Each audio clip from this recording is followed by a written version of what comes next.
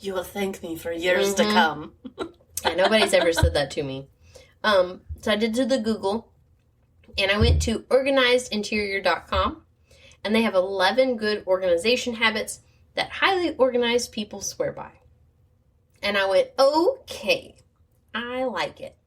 So the first thing they say is good organization habits include having productive daily routines, something we just talked about. But they said they keep their spaces tidy by developing good organization habits that include productive daily and weekly routines. And an example of this would be like doing your dishes every night. We do our dishes every night. I cannot say that we do them all day through the day, but by God, before we go to bed at night, my husband is really good at, they get done. The dishes are one thing in my relationship that's a sore point because I do not like doing dishes. Oh, I don't either. No one really likes doing them, but like that's one of the few things that I'm like, no. Like you can have the dishes and I will take everything else in the entire household most days. Well, see, I feel like that's not unreasonable. Every now and then I'll do the dishes. But I hate dishes, so. Every now and then I'll do the dishes. But for the most part, I'm like, no. I do the dishes when I know my husband needs a break. And because that's his thing he likes to do is the dishes. And I'm like, oh, he needs some downtime. So I'll step in and I do them. But I don't offer, even at other people's houses, it's like a half-hearted, like, oh, do you need help with the dishes? Actually, clean the my table. husband can help you. That's usually what do you want me to vacuum? I will totally vacuum your house. I'll scrub your toilets, what you need. Don't ask me to do dishes. They say number 2 was to heed the wise words of Lincoln. I thought that was weird, but it says don't procrastinate. Highly organized people are proactive and conscious about not putting off their chores. They also deal with clutter right away, and many of them use the one-touch rule. All right? Oh, see? I'm not good at this then. So Ann Gomez is the inventor of the one-touch rule, and she says that, because I had to Google this because they didn't say, I was like, what is the one-touch rule? So Ann Gomez says the rule is put away your things immediately and avoid handling them more than once after you've touched them. So if I pick up my glass of wine, I'm not going to move it to the other counter over here. I'm either going to hold it and finish drinking it, or I'm going to go put it in the sink and put it up. They're saying don't move things from one spot to the other. Oh, okay. One touch. Make a decision. I'm definitely not good at that. I'm not good at that either, but I am really good about, I'm holding this in my hand, I'm going to go put it up. I might get sidetracked and grab other things along the way, but I'm really good about, I have this in my hand, I need to go do something. And just keep in mind that this is the maximum effort of organized people, right? So they're showing you the maximum so that you can see where the gray area can be. Yeah, we're definitely gray area. Very much so. They say have a place for everything. Highly organized people strongly adhere to the place for everything and an everything in its place philosophy, which makes things easier to stay organized. And they say they do utilize organizational storage systems. So hanging systems in their closets, storage things like you were talking about your old underwear's folded. Well, they do it and they have it in little thingies in their drawer and they and it all goes in its little place in the drawer.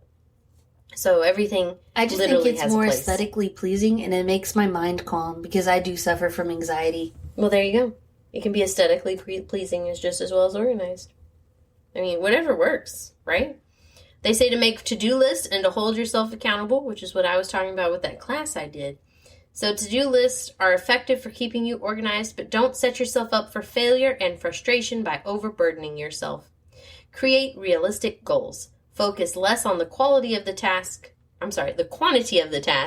to get completed and more on the quality of the work to get it done. So start small is what I take that as. And what is going to calm you the most out of all the projects? Yep. For me, it's having a seat on the couch. I don't want all my laundry on the couch.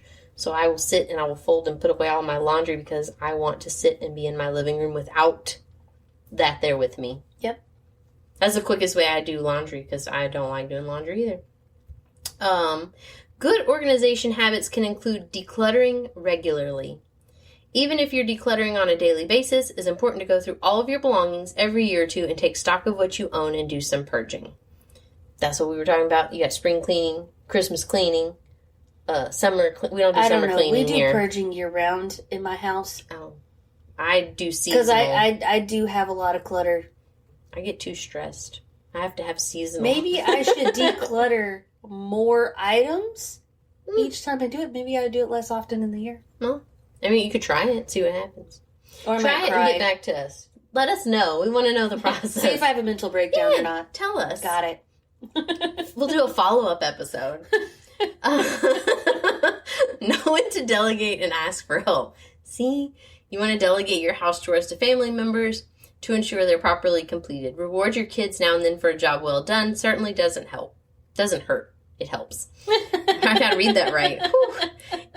Hopefully your good organization habits will also rub off on them, which I think is true, right? We want our children to not be as bad as we are. Right. I mean, we are not bad. I say that, we're really not.